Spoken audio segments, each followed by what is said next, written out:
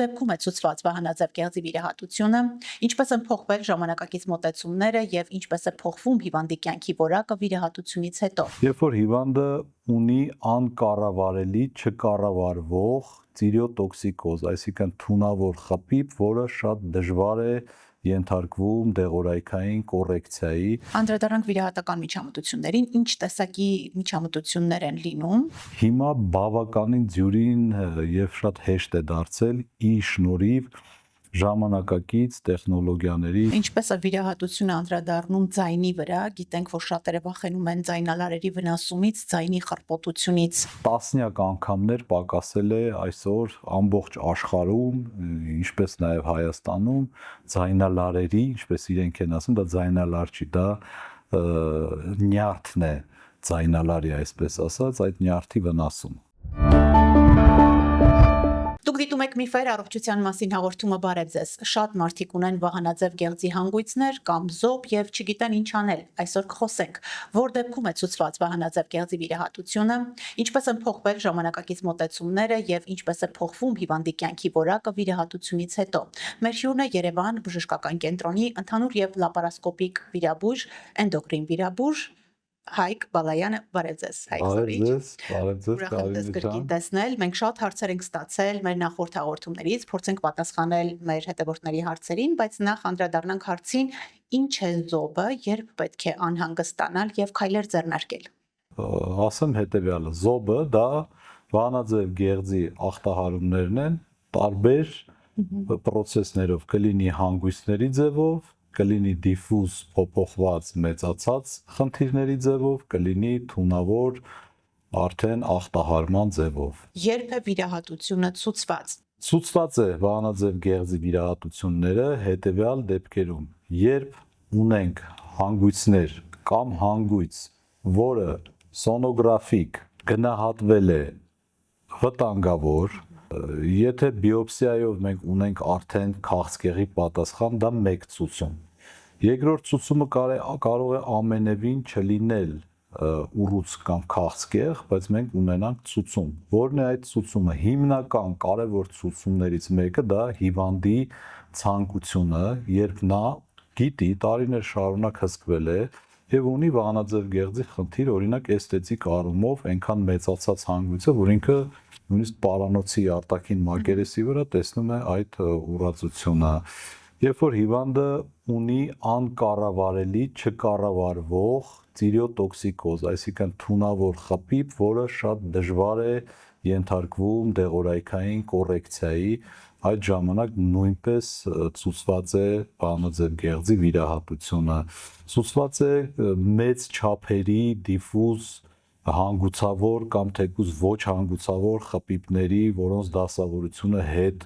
շնչափողային, հետ կրծոսկրային, որ հիվանդը անընդհատ խեղդվում, ձայնը կտրվում եւ անընդհատ դիսկոմֆորտի մեջ է։ Այ մոտավոր այդ շրջանակներում մենք արդեն ունենում ենք ցուցում կատարելու վահանաձև գեղձի վիրահատություններ։ Ինչ կարող է լինել զոբի վիրահատությունը հետաձգելու կամ վիրահատությունից խուսափելու պարագայում, ինչ բարդություններ։ Տեսեք, խուսափելու կամ հետաձգելու ավելի շուտ կլինի հիվանդի հորմոնալ ոչ նորմալ ստատուսը, այսինքն եթե ծիրիոտոքսիկոզ է, այսինքն թունավոր խփիպ է, ապա պետք է հնարավորինս կոմպենսացնել հիվանդին, այսինքն այդ պրեպարատները, որոնք որ հիվանդը ստանում է, բայց օգուտ չի տալի, հիմնականում այդպես է լինում, այն նույն թիրոզոլը, մերկազոլիլը, այն պրեպարատները, որոնք որ եւ բլոկավորում են գեր արտադրությունը թիրոքսին հորմոնի եւ նաեւ այդ սիմպտոմատիկ բուժումները, սրտխփոսներ, տախիկարդիա, այդ արագ հիվանդի սրտի աշխատանքի այդ պաթոլոգիաների դեմ բուժումները չեն օգնում եւ ըստ տվյալների վտանգավոր է այդ պահին հիվանդին վիրահատել, որտեղ կարող ենք ունենալ տիրիոտոքսիկ կրիզներ վիրահատության ժամանակ, իրանք ավելի շուտ անեստեզիոլոգիական նարկոզի տեսանկյունից են ռիսկային, պետք է շատ արագ կոմպենսացնել, արդեն ավելի պրոֆեսիոնալ, ավելի հիվանդանոցային պայմաններում կամ ակտիվ բուժումը բերել կոմպենսացված վիճակի նոր վիրահատել։ Եվ ցավոք սրտի այն դեպքերում, երբ ունենում ենք աղցկեղի 4-րդ ստադիայի անապլաստիկ տեսակի ձևերը, որի պարագայում վահանաձև գեղձը գրեթե ամբողջ պարանոցը չի դիֆերենցվում որպես անատոմիական տարր, այդ դրանք շատ դժվար դեպքեր են, որի պարագայում նույնիսկ վիրահատությունը արդեն օգուտ չի տալի, բայց դա շատ հազվագյուտ է լինում։ Բայց ասենք, որ չարորագոյության ժամանակ կորուստը կարող է հանգեցնել, ժամանակի կորուստը կարող է հանգեցնել հիվանդության տարածման։ Այո, դրա համար ինչքան շուտ հիվանդը հետազոտվի, շուտ գնահատական տրվի, շուտ կարիքի դեպքում ասպիրացիոն պունկցիոն պատասխաններ պատոհյուսվածքաբանական ունենանք, այդքան ավելի վերահսկելի է տվյալ հիվանդությունը։ Անդրադառնանք վիրահատական միջամտություններին, ինչ տեսակի միջամտություններ են լինում, ժամանակակից մոտեցումները ինչպիսին են։ Տեսեք, բավական փոխվել է վիրահատության թե տակտիկան, թե ծավալը, թե տևողությունը, թե հետվիրահատական բնականաբար շրջանը։ Ես որ հիշում եմ իմ երիտասարդ տարիներին վահանաձև գեղձի վիրահատությունների ժամանակ ինչքան շատ գործիքներ էր այդ մի փոքր տեղը պարանոցում օգտագործվում այդ անոթներից, այդտեղ շատ առատ սնուցող երակ զարկերակային համակարգ ունենք եւ այդ գործողությունները անելու համար մոտ տասնյակ, եթե ոչ մինչև 50 հատ հասնող գործիք էր դրվում, կապվում էր։ Հիմա բավականին դյուրին եւ շատ հեշտ է դարձել ի շնորհիվ ժամանակակից տեխնոլոգիաների, հիմնականում դա այն էլեկտրոկոագուլյացիոն սարքերն են, դա լիգաշուր եւ այլ տեսակի չմանրանամ տեխնիկական մասերին, որոնք շատ արագ հեշտությամբ մանր, միջին, նույնիսկ մեծ դիամետրի անոթները, թե երակ, թե զարկերակ, նրանք շատ արագ կտրում, կարում եւ այսպես ասած սիլինգ են անում, էլի, ոնց որ ռուսերեն պայած, այսպես ասած, եւ շատ մատչելի արագ է ստացվում, հետվիրահատական այդտեղ տերմիկ մենք չունենք շատ ազդեցություն շրջակա հյուսվածքների վրա, հարվահանաձև գեղձերի վրա, նյարդի վրա եւ շատ ավելի հեշտ ու արագ է ստացվում վիրահատությունները։ Ինչպես է վիրահատությունը անդրադառնում ձայնի վրա, գիտենք, որ շատերը վախենում են ձայնալարերի վնասումից, ձայնի խռպոտությունից։ Տեսեք, այո, առաջի հարցը հիվանդը տալիս է, իսկ բժիշկ ջան, իմ ձայնի հետ կապված ինչ կլինի, կարողա չկարողանամ խոսալ եւ այլ։ Այդ առումով էլ բավականին զարգացել է, քանի որ ունենք նաեւ սարքեր, որոնք on-line monitoring են անում, այսինքն դու ունես այդ սարքի միջոցով իր կոնտրոլը, դու տեսնում ես որտեղ է այդ նյարդը մոտենալուց համապատասխան ազդակներ, ձայնային այլ մեթոդով մենք դա տեսնում ենք, դա մեկ, երկրորդը հենց այդ նույն լիգաշուր սարքերը արդեն իսկ մեզ օգնում են, որպեսզի տրավմատիզացիա շատ չլինի, շրջակա հյուսվածքները չեն այրվում, իսկ շատ հաճախ այդ նյարդը ոչ թե բժիշկը վնասում է, այլ այդ նյարդը ինքը երկրորդային, քանի որ շատ ինտենսիվ ինձիմ կպած է գեղձի X հատվածին, որ դու ենթադրենք տոտալ ես հեռացնում կամ թեկուզ մի կողմից հեռացնում ես ամբողջական գեղձի հյուսվածքը, այդ դեպքում տրավմատիզացիայից է լինում այդ պարեզները, որոնք որ դարձելի են, բայց ցանկալի է որ նույնիսկ դա չլինի, այդ իսկ պատճառով ես մեր բուժառուներին ի ուրախություն իրենց կասեմ, որ տոկոսային առումով տասնյակ անգամներ պակասել է այսօր ամբողջ աշխարհում, ինչպես նաև Հայաստանում ձայնալարերի, ինչպես իրենք են ասում, դա ձայնալար չի, դա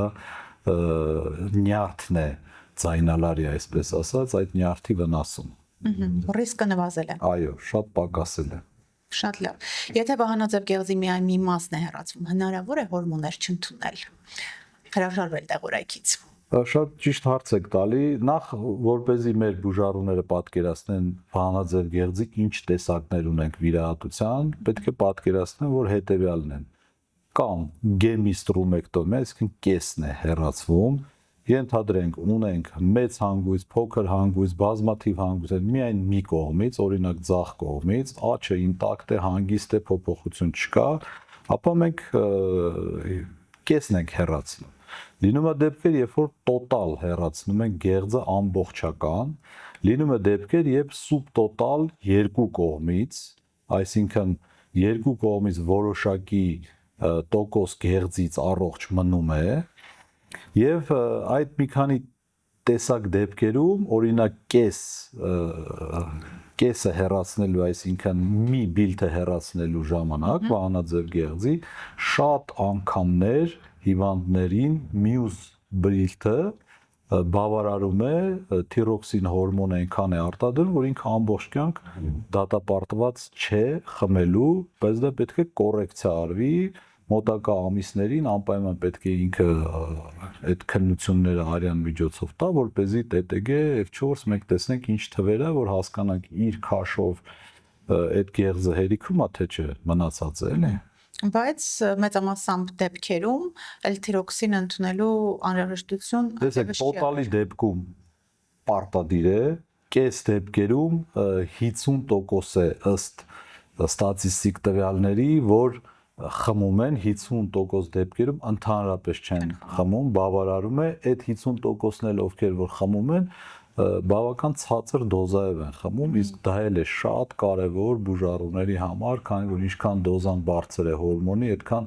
որոշակի գանգատներ եւ խնդիրներ ունենում են հիվանդները եւ ինչքան ցանկացած մարդ էլ գիտակցում է, եթե դեղաչափը քիչ է խմում, ավելի ազդեցությունը կողմնակի քիչ է լինելու, էլի։ Իսկ եթե վահանաձև գեղձը ամբողջությամբ հեռացվում է, ինչ սպասել վիրահատությունից, ինչ դրական կողմեր կան, ինչպես է փոխվում հիվանդի կյանքի որակը։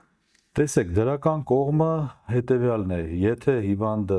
վիրահատվել է տոտալ ամբողջ գեղձը հեռացվել է թունավոր խպիպի զոբի կապակցությամբ, ապա այն տանջանքները, որը որ նրան պատճառում էր այդ թունավորումը, դա իսպառ վերանում է եւ ինքը միայն խմում է այդ հորմոնը, որը որ պետք է արտադրեր գեղձը, այսինքն բավական գանգատներ վերանում են եւ հիվանդը վերադառնում է բնականon նորմալ կյանք։ Այսինքն օրգանիզմի հյուծումը կանգ է առնում։ Այո, կանգ է առնում։ Առողջացման ընթացքի մեջ է Այո, որովհետև շատ անգամ այդ տիրոտոքսիկոզով հիվանդների մոտ շատ դժվար է կոռեկցիա անել, քանի որ այդքան հեշտ չի, այնտեղ բուժման կեսը համարվում է հետևանքների կոռեկցիա անելը, հետևանքները բուժելը, այդ արագ սրտխփոցը, այդ հյուծման դեմ պայքարը եւ դա այդքան հեշտ չի, ցանկացած նյարդային համակարգի հետ կապված ինչ-որ մի փոփոխություն, նյարդայնացում, ինչ-որ բացասական էմոցիա, գերճնշում եւ անդադ սրացնում է եւ այդ հիվանդների մոտ շատ հաճախ կյանքը ուղղակի դժողքի է վերածում, դրա համար շատ հաճախ ամենաէֆեկտիվը հենց թունավոր խպիպներից հետո արդեն չբուժվող թունավոր խպիպներից հետո տոտալ հեռացված գեղձերը այդ հիվանդները շատ իրենց լավ են զգում։ Վահանաձև գեղձի վիրահատությունից հետո վերականգնումը որքան է տևում եւ սպին մշտապես մնում է։ Տեսեք, շատ կարճ տևող ռեաբիլիտացիոն մենք ունենք սրոք, այսինքն հիվանդը հաջորդ օրվանից ակտիվ քայլում է, մաքսիմում 1, ամենաշատը 2 օր ենք պահում հիվանդանոցում, կարերը հենց քանդվում է երկրորդ օրը, սովորաբար վիրաբուժության մեջ գիտեք 7 օր է տևում, կոսմետիկ կար կլինի, հանգուցավոր կար կլինի, եթե որովայնի վրա ենք մենք վիրահատում, բայց այստեղ պարանոցի արյան շրջանառությունը այնքան ակտիվ է, որ երկրորդ օրը այդ գեղեցիկ կոսմետիկ կարը հանվում է, սպին կախված է նաև տվյալ բուժառուի մաշկի յուրահատկությունից, ասեմ ձեզ, ուզում աշխարհի ամենագեղեցիկ, չգիտեմ, պլաստիկ վիրաբուժը կարը դնի, կարա այդտեղ կելոիդ զարգանա եւ երևա այդ գիծը, այդ սպին, բայց կարա անհետ գրեթե ծալքերի հետ համադրյալ դու չպատկերացնես, որ տվյալ բուժառուն վիրահատվել է, իսկ մենք հիմնականում այս պարանոցի մոտեցնում ենք իր բնական ծալքերի գծով ենք այդ կտրվածքը անում։ Աննշան է։ գրեթե չի երևում։ Այո։ Այսպեսով մի վախեցեք վահանաձև գեղձի վիրահատություններից, դիմեք մասնագետներին հետագա բարդություններից խուսափելու համար։ Եվ դուք այս մասին կիմանաք, եթե բաժանորդագրված լինեիք մեր ալիքին, արեք դա հիմա, կարևորը բաց չթողնելու համար, փորձենք ամփոփել հայքսորիչ, այսպիսով զոբի դեպքում միշտ չէ որ ցուցված է վիրահատություն, բայց երբ ցուցված է, պետք չէ վախենալ վահանաձև գեղձի վիրահատությունից հետո հիվանդի կյանքի որակը միանշանակ փոխվում է։ Միանշանակ, եթե կարճ ամփոփենք, հետևյալը կասեմ, հարգելի բուժառուներ, եթե ցուցված է ձեզ վիրահատություն, կլինի դա զոբի, դիֆուզ հանգուցավոր խպիպի,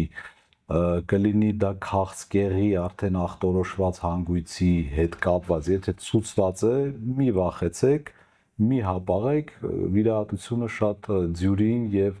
հեշտ անցնող վիրահատություն է այսօր արդեն։ Շնորհակալություն, հիշեցնեմ մենք զրուցում ենք Երևան բժշկական կենտրոնի ընդհանուր եւ լապարասկոպիկ վիրաբույժ, էնդոկրին վիրաբույժ Հայկ Բալայանի հետ։ Դուք դիտում եք Միֆեր առողջության մասին հաղորդումը։ Շնորհակալություն Յասաման ռեստորանին, ընկերական համեղ հանդիպումների, ջերմ հիշողությունների լավագույն հավաքատեղին Համեցեք Յասաման Երևանում, Ծաղկաձորում եւ Սևանում։ Շնորհակալություն նաեւ Հովակիմյան էսթետիկ կենտրոնին համագործակցության համար։ Մինչ հանդիպում։